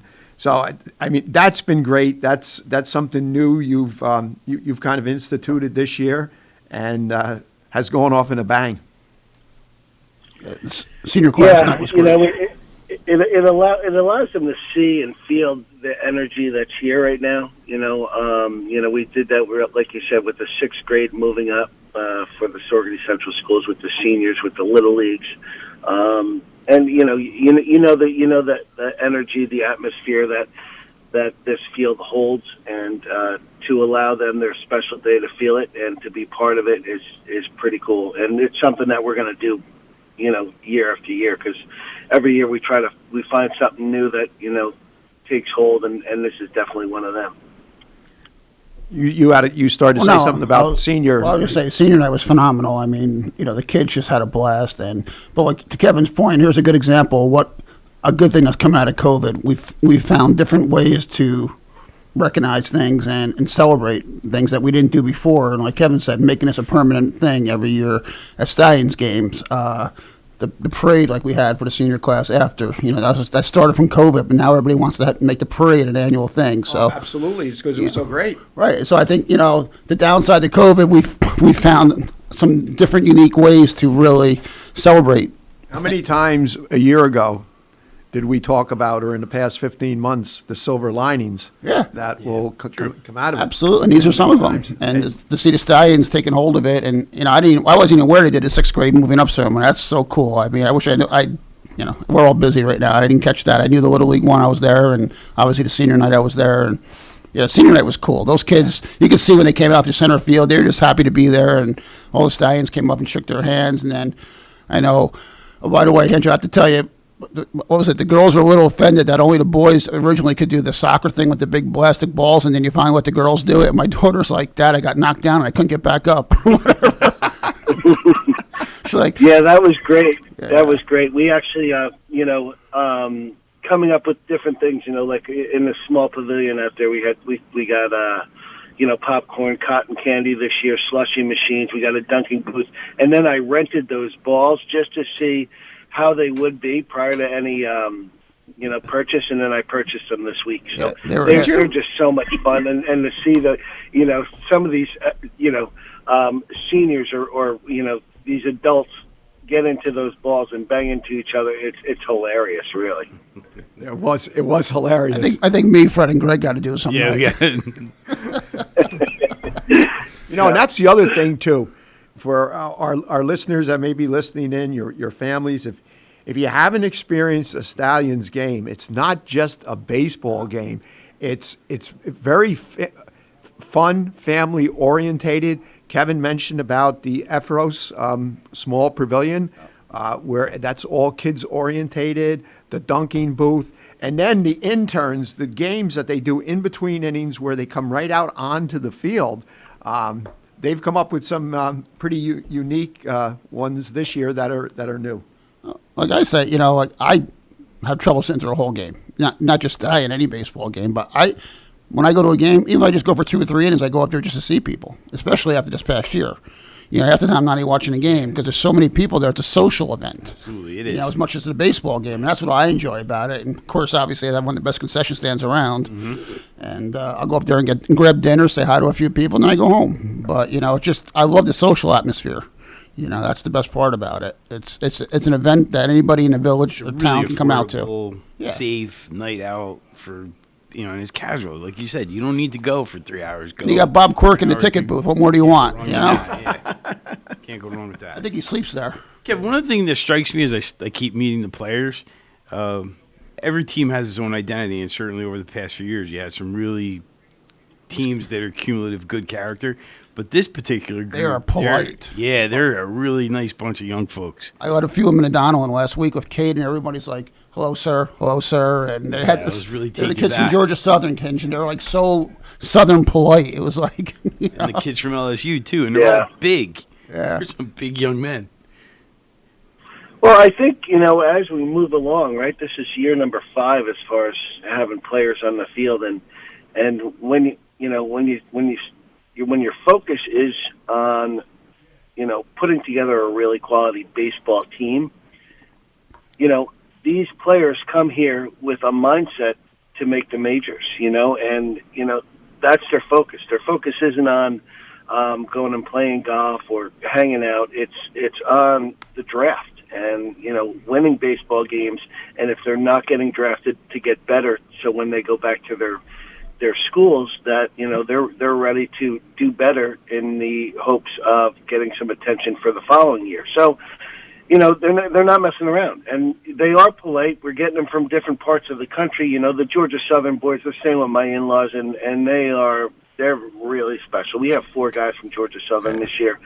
They just have a different way. They're they do. They're helpful, and they're extremely polite, and they're good to be around. Yeah, you could tell. It was just the first night I met him. I mean, it's so refreshing to see young men be that polite. And this day and age, all we ever read about are the kids who aren't so nice or the people who aren't so nice. And these kids were, so gracious that I let them in the Donald for a night to play basketball. And they were just. I was really caught. Really just. It's one of those. Yeah, I was. And I went home to Dana. I said, "What a nice group of kids they were." Yeah, as I said, I think this. You have somebody from every part of the country, I think. When we were at the ribbon cutting for Meltway's new location, 2 of the young folks were from LSU, and the other 2, I think, were from California. Yeah, we have we reached out pretty far and wide for this special group. We have people from Washington State, Arizona, California, Georgia Southern, Florida. Indiana, Minnesota, so we're a diverse group, that's for sure. Yeah. But it's funny because you have to think about all the things that people don't normally think about. It's great for the host families. It's great for the kids, in which the involvement with these really nice young men are there, and that's helpful. And that's the other thing we need to talk about, the host families right now. I thought it was going to be a really difficult issue getting host families after this pandemic. Our community stepped up so quickly and embraced these boys. It was unreal. We have two great host coordinators, Mandy Norcross and Colleen Hampel. They did a killer job. But no, to have these guys involved in this community with these young men, hopefully it resonates and wears off onto them and how to be treated and how to get to the next level. Like you said, we've been doing this for 5 years, and overwhelmingly, a majority of the folks that open up their home to host one of these young folks for a month and a half or so have had a positive experience. And I think unanimously this year, anybody that did that will share a positive experience when they go home. It's exciting. I think CB had to put an addition on his house, didn't he? Yeah. And the other thing I want to comment, because this was all this was all your monies, no taxpayer monies at all. I never envisioned that stable club after a game, never even thought or crossed my mind, with all the players coming there, you feed them real well, just like a big D1 school, that happens. And it's air conditioned. Very comfortable. You walk across, the players walk across center field, up a flight of stairs, onto a deck and inside. And I just never, ever envisioned. And each time I see it, I marvel over that. Yeah, it's nice when a plan comes together. Yeah, yeah. Well, also, I mean, exactly, Fred. But this is part of the entire plan, right? I mean, we have, and a lot of times in life, and ain't just with this baseball team, you have one shot at doing something and doing it well to leave a lasting impression. So this year we did something different. We hired Jay Masasi. Thank you to Fred for flipping me a name of somebody who's a phenomenal cook. And Jay came aboard, and he does the cooking for the players for home and away, and has really put on some of the most incredible spreads and leaving these kids in awe. Yeah, some of them take it for granted. As Coach said, listen, they don't know what they have. Some really know what they have, but they're going to go back to their respective schools with their Stallions hoodies or backpacks or what have you, and they're all going to talk about their summer experience. And what we provide them, there's nobody else in the country that does what we do. All of us, and this isn't just me, this is all of us together, how we treat our kids, the type of fields that they play on. They don't know what to expect on this 4th of July. Our 4th of July is absolutely incredible. Thanks to Mayor Murphy and you, Bill and Greg, for what you guys do. It's going to be special. They're going to be humming, and we need that type of energy going into that game on the 4th of July night. So, that's the goal. We treat them well. We make sure they have one of the best experiences of their life in the summer, because it is their summer still, right? I mean, we don't want them to come here and have have an experience of, or share their summer. They only have 4 of them when they're at college. So let them have a good time here and then go back and really talk it up. And I think they're going to do that. Yeah, that was another thing that struck me. Those folks were really enjoying discovering Saugerties and appreciative of the hospitality that they've received. It was exciting. It was everything you could possibly want it to be. Something you mentioned a few minutes ago, 5 minutes ago, 10 minutes ago, whatever it was, but their overall aspirations, their goals to get drafted and hopefully make it into the major leagues. Certainly one thing that they are given, and I haven't had the ability to go to a lot of away games. I've gone to a couple, none this past year, but the experience that you give them is as close to a minor league or major league experience that you can possibly give them. I don't know what more you could possibly do, and it's the same way from our end, where with the pregame schedule that we've established amongst you and my team, it's as close to a major league experience as you can possibly get. Yeah, I mean, we always look around at the end of the season, right? And we brainstorm, you and I, about, well, what is the next step? What can we do to make it stronger next year than it was this year? And, as we've moved along over the past 5 years, it becomes tougher and tougher. and I think that's a good thing. There's things that we can't control, right? We can't control the type of person that's coming here, let alone the talent level, right? We can see what their averages were, how many at-bats or what they're doing at their colleges prior to getting here. We don't know the type of person they are. And when I say that, how much gym time are they going to put in? How are they going to be as far as community involvement and so on and so forth. But this group is awesome.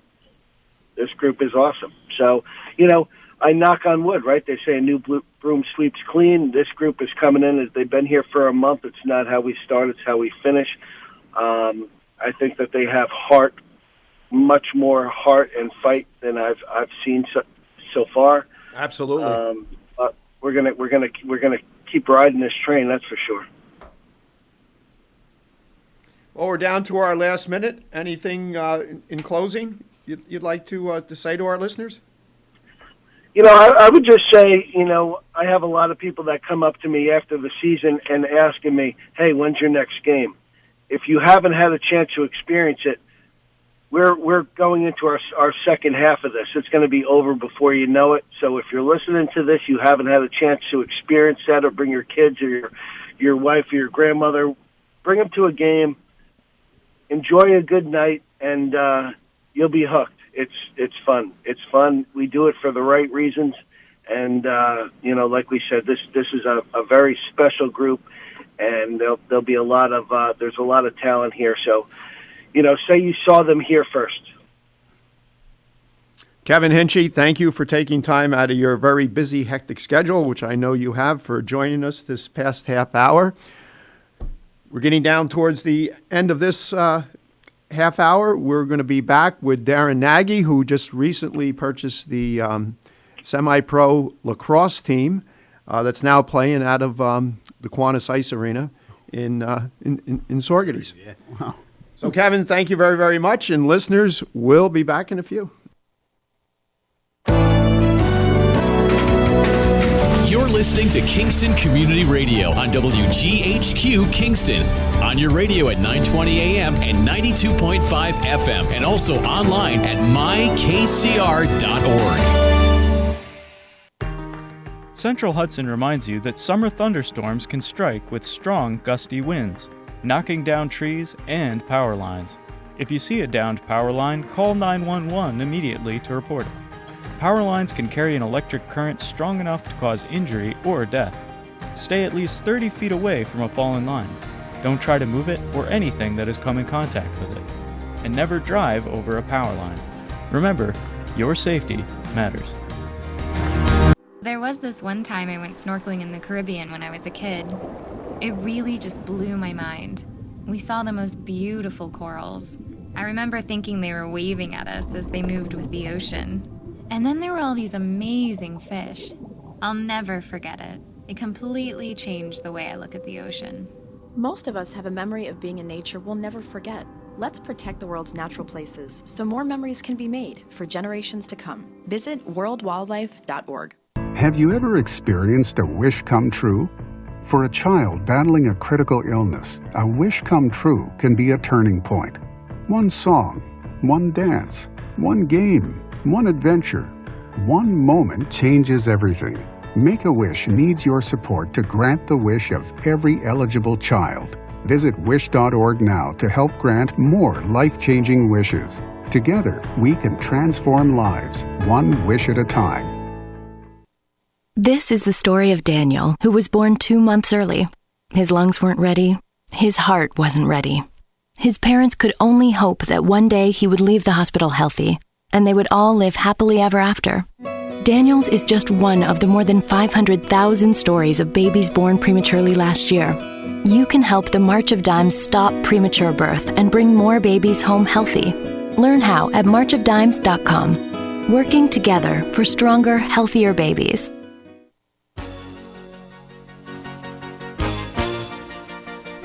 Hi, this is Winnie from the Rosendale Seniors, and I support Kingston Community Radio, and so should you.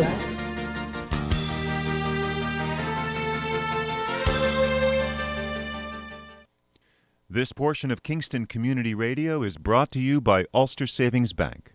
Visit their newest branch, conveniently located at the Ulster Commons Plaza in Lake Katrine. Experience the difference that local community banking offers with the convenience of another great location, easy access, plenty of parking, and a 24-hour ATM. Ulster Savings Bank, invested in community, invested in you. Member FDIC. Thank you, Lawrence. And for those that have been with us this morning, welcome back. Those just joining us for this last half hour, welcome. 331-9255 is our call-in number. We are expecting Darren Nagy, who just recently purchased the semi-pro box lacrosse franchise and is playing out of the Kiwanis Ice Arena.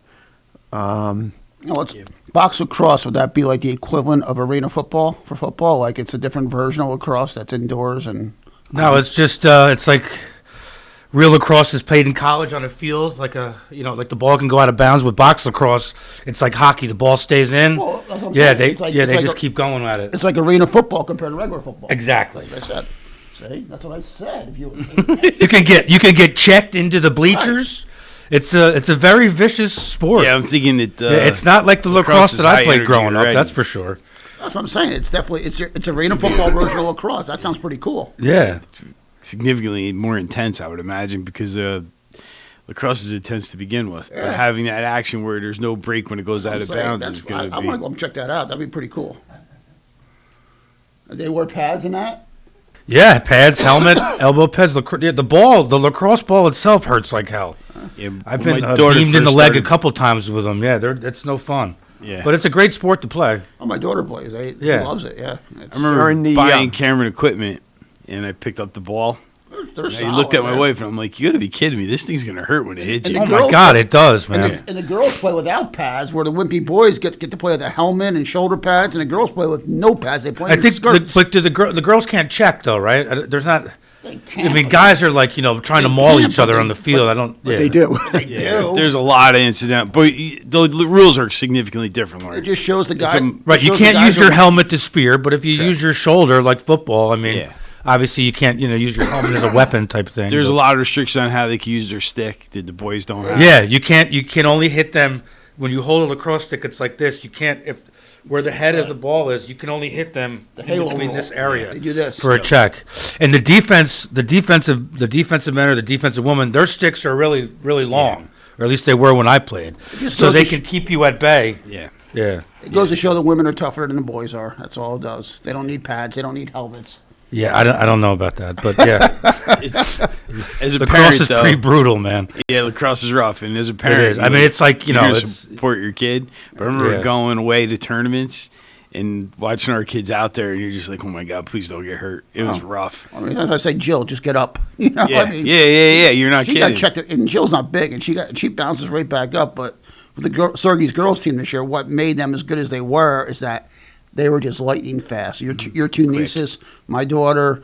I mean, a lot of the girls on the team were just lightning fast. And then you had some great defenders who just kept, their goalie and their defenders, Maddie Bucci and Kelly Quinn, were just awesome on defense. And, well, actually, Maddie played both. But, I mean, Bryn's been Bryn was phenomenal. She's been the goalie for like 5 years. She's been on varsity. It's amazing. But you saw them beat teams with their speed. Yeah. I mean, they were just so. And they pass. That's lacrosse. If you can pass, you're doing great. Unfortunately, Darren got called into work, so he will not be. He will not be calling. He's unable to call in, so we'll look at getting him on. Maybe that'll be an exciting thing to talk about. Yeah. Okay, show over. Let's go. That's it. That's a wrap.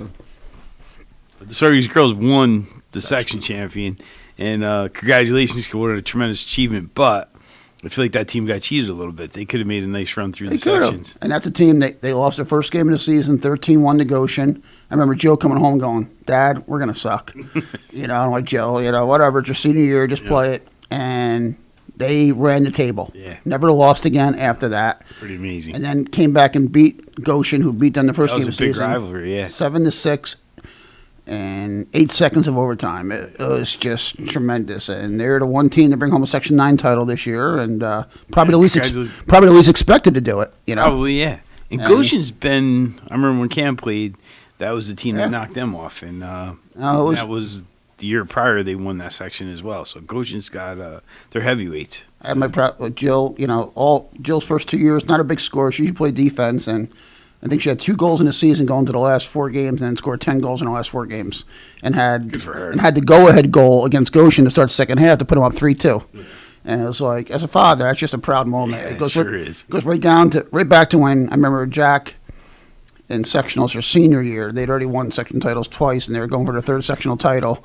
In the semifinals, tie game, 8 seconds left, and Jack buries a 3-pointer to win the game, like literally 3 feet in front of me because I'm sitting in the front row. I mean, to have that experience with each of my daughters in their athletic career, I mean, I'm charmed. Yeah, gotta be. That's pretty incredible. To be there and experience both of them. I mean, and especially for Jack that game, I remember Jack was always a prolific 3-point shooter.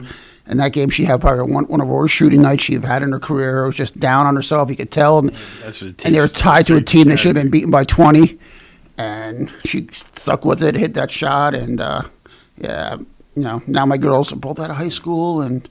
But I'm very blessed that they had the careers they had and everything else they did. And, of course, Jack, when Jill came on the sectional title, Jack was very proud of her. She's proud of her little sister, but she goes, "Don't forget, Jill, I have 2." And like, you do, Jack, and you should have 3, but, it's cool, and I feel very blessed that, my kids had the experience in high school, and I give a lot of credit to Saugerties High School and the coaching program, the principals, the administrators. You get a lot of opportunities. I know a lot of parents complain about schools, but my kids both had a phenomenal experience in high school, and I'm so grateful to our school district for what they do. Yeah, they create a lot of opportunities, part of it's our responsibility to engage the kids in those and take advantage of it. Absolutely. And not every program is for every kid. There was, remember. But you're spot on. It's our responsibility as parents to get our kids to that, to put them in, to expose them to those things. I mean, you can't expect, your kids got to want it and do it. And both my daughters just totally embraced high school for everything they could get out of it, academically, athletically, and, And again, I mean, this year new principal and Kirk going his second year.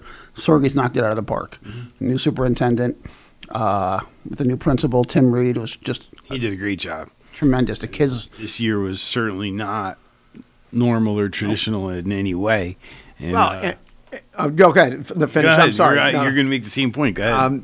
And at the last minute, things changed from the time 3 times in 2 weeks. Yeah. Yeah.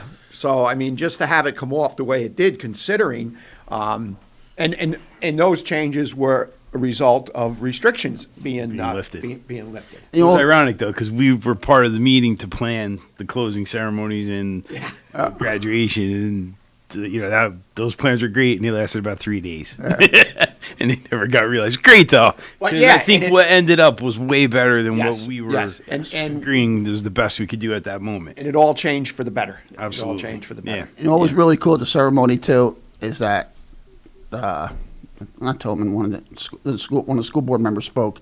They gave a special acknowledgement to Travis Winchell. Oh, good. The role he plays in the school district. Good. We have the most phenomenal SRO officer that a school district could ask for in Travis. And I've told Chief Saugerties, he has impacted so many kids in the 3 years he's been there, 4 years he's been there.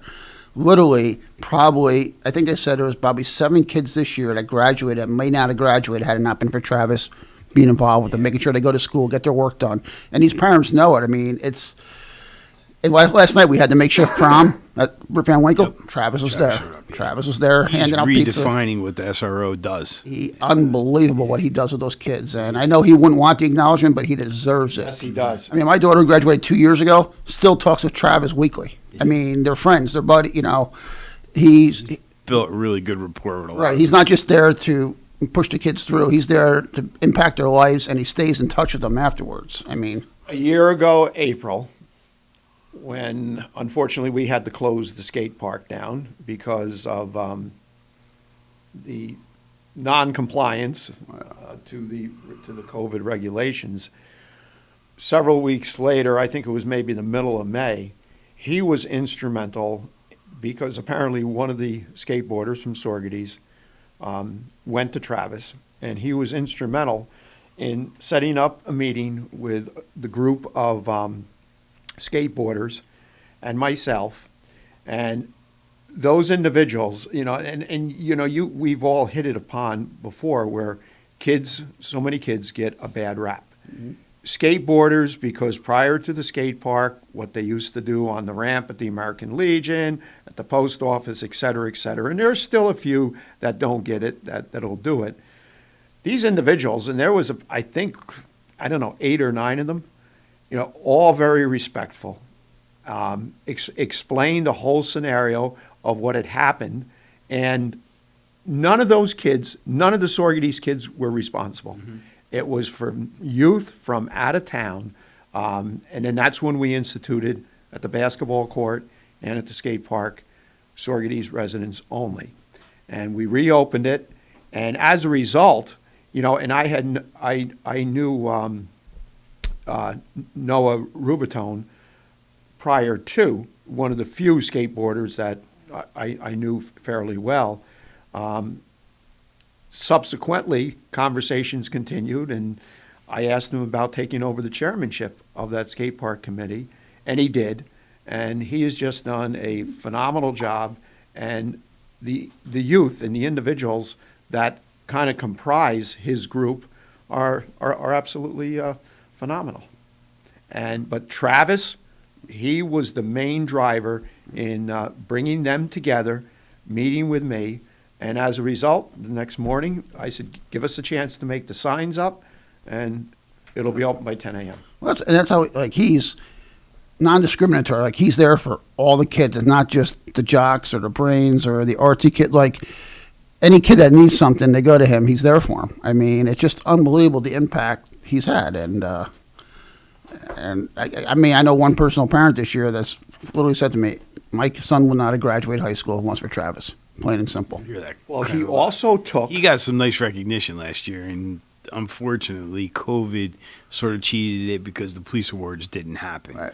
But, he's single-handedly redefining what the SRO position can do in schools, and that, ironically, has come under some scrutiny because of the police reform commissions, and I was appreciative and not surprised by any measure that when the Reform Commission that did Saugerties was looking at the SRO with scrutiny, the school board just came out, and a number of parents were speaking on his behalf and how much that position has meant to so many of those children. And previously it didn't, because, I'm not saying the other SR prior to him weren't good SR officers, but they weren't, they didn't get involved as he did. And so now, no one, I don't think we're going to hear that question again anymore. Who should be paying for the SRO officer? Should be the school? Should be the town? Let's just make sure we have him, because, like you said, it's going to be. I've always believed in the SRO, and the other folks did a good job with it too. Absolutely. And there was a period there where there was not any funding from the school, and there was not any federal funding left, and I'm proud that Saugerties kept that position active, and finally got the perfect person for it. Yeah, and now we have a good relationship with the school. They bear. He goes to every school. He doesn't miss. He's at the senior picnic. He was, he's at graduation. He was at, like I said, the informal prom last night. He does it all, and I remember when the kids were trying to raise money for their senior trip. He was there, and he put tons of money. He went on a senior trip. He was a chaperone with my wife, and just so critical. Yeah, and I hope you're right, where we don't have that conversation. Never have to have it again. And something. The whole bottom line is, and both of you have heard me say this before. I realize each separate entity has its own budget, but the bottom line at the end of the day, whether it's the village, whether it's the town, whether it's the county, whether it's the state, whether it's the school district, whether it's a special district, it all comes out of the same pocketbook. It all comes out of the same wallet. It's taxpayer dollars. And thankfully, majority of the people see the value. And I'm glad you brought Travis up. He doesn't get it. And also during COVID, last year, I believe in May, or maybe it was April, he took 5 or 6 students. He couldn't get into the schools, over to the Greco Center, and spent several hours teaching them. Yes. And as a result, they all graduated. Oh yeah, it's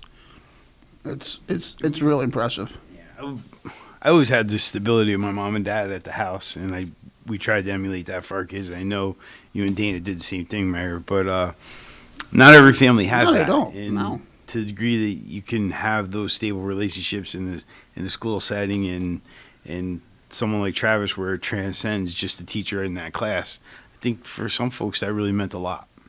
Absolutely. And I know those times I've had kids contact me, and I've reached out to Travis to say, hey, can you look, always just, for whatever issue, and it's fun. It just adds a whole new element to our school, and these kids who may not want to come to school, all of a sudden, hey, school's pretty fun, and Travis figures out a way to make school fun for them, and it's funny, like I'll see him one day, it's like, oh, I'm pissed off at so-and-so, he hasn't been to school in 3 days, I gotta get to his house. That's how involved he is. He's like, he missed 3 days of school, and I don't know why, and I'm gonna go find him. And I don't know how he keeps tabs on all of them, to be honest with you. His phone must be, his list of names in his phone must be like never ending, and It's pretty neat. yeah, we're lucky. And again, that's just another aspect of our community. Our community's got so many good attributes. It's I can't even keep track of them anymore, honestly. The different people, different organizations that have the huge impacts in our community, and Very fortunate. and it gets so frustrating, when we hear the other side from other people. It's like, don't you just get it? We're not perfect. We're never going to be perfect. Every community has their problems, but why does your glass always got to be 3/4 empty? Yeah. 3/4 empty for somebody. Some of them, it's got a hole in the bottom. Come on. Like the lady at the parade. When's it going to be over? Shut up. Jesus. True though. And I know it's what we get paid for to deal with. I understand that. I know, but I literally. There's a cruel irony to that. So the folks that are active and they're always trying to help, they've been through it, so they have that perspective, and they have sympathy for other groups that are trying to do things, and it doesn't always come out the way you want. The folks like that individual are always the one pointing out flaws. Never, and that's the only time we hear from them, because they're never there to help out. Never. With Well, that's a known fact. And we awarded Carol this morning for the birthday winner for the Milk House. But she's been a huge advocate, along with the Burt family and a number of others, to bring pickleball. Pickleball, yep. And that's something that's, I think we're going to see that really shortly. And Well, it goes back to the skate park. Greg said, years ago when the kids wanted the skate park, what was it? Chris Whitaker? One of Tommy's oldest sons was Yes. part of it. These kids wanted the skate park, and Jasper. And they figured out how to do it. Jasper, yeah. These kids. I was a young councilman at the time. Yeah, and I'm just looking at this going, how are we going to raise all and this they did money? it. And they did it. Again, Quanah's putting the ice rink, huge. But here was a group of kids who wanted a skate park. Yeah. They were told what they needed to do to get it done, and they were teenagers, and they figured out a way to do it. They did it, yeah. That and then you got adults who just want to complain and never want to help out and assist. Just go do something. I go back, one of my favorite stories, and I'm not going to say any names, but like 3 or 4 years ago, somebody came to my office and they complained about the Christmas lights by the railroad tracks, saying, who hung those lights by the railroad tracks? I said, the Blue Cats. They're terrible. They should be embarrassed. I said, you realize something for the community. You realize they're retired older men who volunteer their time to do that for the village. Well, they should take better care. I said, well, then maybe you should get off your ass and volunteer to help them and join the Blue Cats. Yeah. Every Christmas, every Yeah. Christmas season that I've seen them, I think they've been. Oh, I know they do, but anyone complain? I'm like, and you can't talk to me that way. Well, yeah, I can, and I just did. If you have an issue with how they're decorating, volunteer to help them. I'm sure they'd appreciate it. Be part of the solution. Be part of the solution. If you think there's a problem, Right. But you got to remember something. There's always that percentage. I know. There's always that. That infuriated me. It's a simple thing, but my God, these men come out every year, take care of that property, decorate it, and you're complaining about how they hung the lights on the trees? It was sloppily done? There are people that wake up every morning and they thrive on complaining, having issues, having problems, gloom and doom. They're not happy. I'm going to write a book when I'm done being mayor. There's no doubt. It's going to be the most sarcastic book ever written. I'll probably go on CNN with it, for God's sakes. They're an interesting group, Blue Cats. They are. Really diverse membership. And I don't really know in person, but years ago, one of them contacted me. They goes, Bruce Fellows, right? Or Barry Fellows? Bruce Fellows. Yeah. Hey, Murph, how can I get involved in SA Biddy League? You know, yeah, sponsor. All right. And out of the blue, they started sponsoring Biddy League, you know? I mean, and I'm not, Doug Myers used to be part of them too, I think, right? Wasn't Doug Myers a Blue Cat? Doug was, former Sheriff Van Barkham was. Yeah. They got a good group right now. Doug Robinson, I meant to say. Doug Robinson, not Doug Myers. Doug Robinson, I meant to say, yeah. Len Burn. Yeah. And every Len's the garlic curve. festival, they set up and they sell sausage and peppers. They do more business for breakfast feeding people than they do during egg the sandwiches. But there's no. And I have a crew probably of about close to 15, including 3 or 4 from the village DPW, because they assist with cleanup. And when they get done, they all go over to the Blue Cats. And they never take any money. And there's another group. I mean, we always talk about Lions and Kiwanis. Blue Cats is really a group Yes. that flies under the radar. They do. They do. I remember I learned of them maybe 8-10 years ago when they started helping out with the Mum Festival at Siemens Park. They got involved in that. And I'm like, who are the Blue Cats? I never heard of that one, you know? Maybe it was 15 years ago. And they're one of those groups that just fly under the radar. They want to be involved in the community, help out. They don't get enough credit for what they do. Because everybody, you know, obviously Lions and Kiwanis, you know, are national. I think Blue Cats likes it that way. Yeah, that's they great. quietly Yeah. make cash contributions to But they families. deserve the recognition. They do. Yep. And they're a pretty special group. I really got to know them individually and as an organization better and better over the past couple of years. And Is that a national organization, Blue Cats, or is that just local? Boy, I don't. Local. I don't think it's a national. I've never heard, you know, like Lions and Kiwanis obviously are national organizations, right? Yeah.